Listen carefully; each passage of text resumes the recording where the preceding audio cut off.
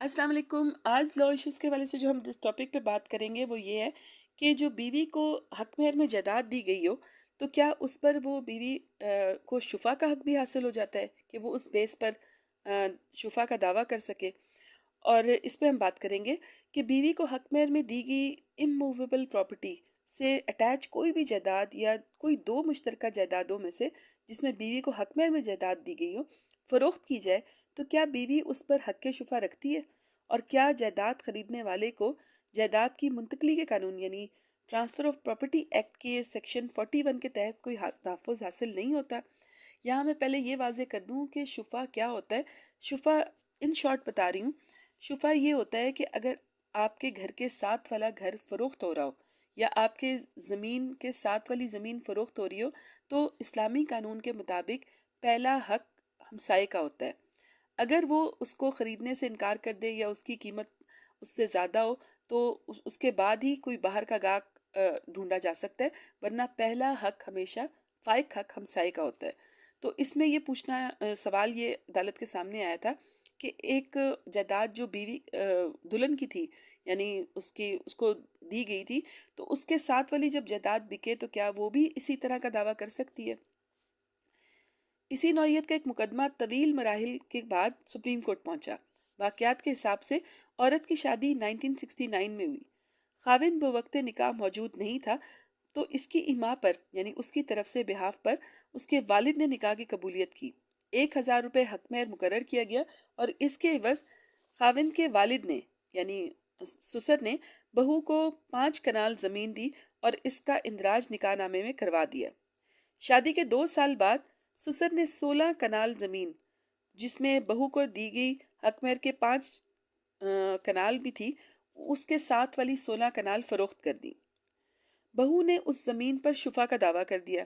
اس کا دعویٰ تھا کہ کیونکہ وہ اس زمین میں سے 5 کنال کی مالک تھی اس لیے باقی زمین خریدنے کا پہلا حق اسی کا تھا۔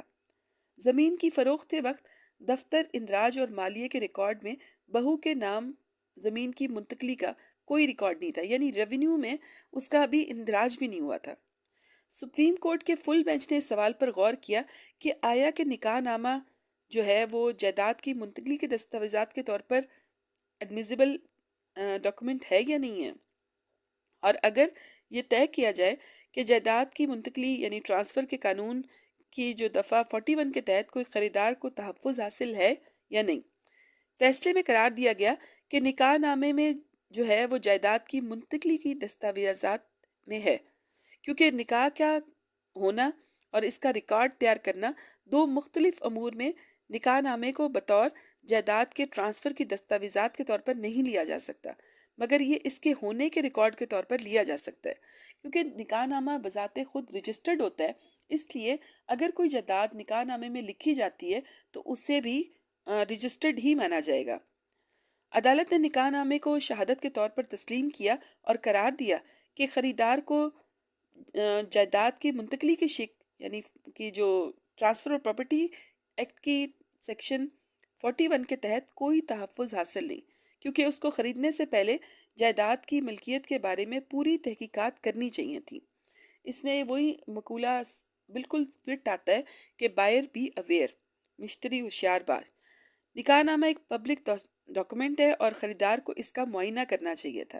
یہ تحقیق کرنے کے لیے جائیداد کے مالک کے بیٹے کی شادی صرف 1 سال قبل ہوئی تھی کہ آیا اس کے حق مہر میں کوئی جائیداد تو نہیں دی گئی۔ مسلم آئلی قوانین کے تحت وضع کردہ نکاح نامے کا قانون کے تحت باقاعدہ اندراج ہو اور اگر اس میں حق مہر یا اس کی مالیت کے عوض بیوی کو کوئی بھی جائیداد دی گئی ہو تو اس کا اندراج شدہ نکاح نامے کی ایسی جائیداد کی نظر میں کیا حیثیت ہوگی، اور کیا اس نکاح نامے کا رجسٹریشن ایکٹ کے تحت الگ سے اندراج ضروری ہے؟ یہ سوال غیر منقولہ جائیداد جو کہ بیویوں کو حق مہر میں دی گئی ہیں کے حصول سے متعلق اعلیٰ عدالتوں کے سامنے بہت سارے مقدمات میں ہے، اور عدالتوں نے قرار دیا کہ اندراج شدہ نکاح نامہ پبلک ڈاکومنٹ ہے اور نکاح رجسٹرار جو کہ ایک پبلک سرونٹ ہوتا ہے اس کو رجسٹرڈ کرتا ہے۔ اس کا الگ سے رجسٹریشن ایکٹ کے تحت اندراج کی بالکل ضرورت نہیں ہے۔ عدالتوں نے نکاح نامے کو حق مہر میں دی گئی جائیداد اور تنازعوں کے بارے میں جائیداد میں دیے جانے ثبوت کے طور پر تسلیم کیا اور بیویوں کے نکاح نامے میں بیان کردہ غیر منقولہ جائیداد کے دعوے ان کے حق میں ڈگری کی، یعنی بیویوں کو وہ جائیداد دی جاتی ہے جو کہ مہر میں لکھی گئی ہوتی ہے۔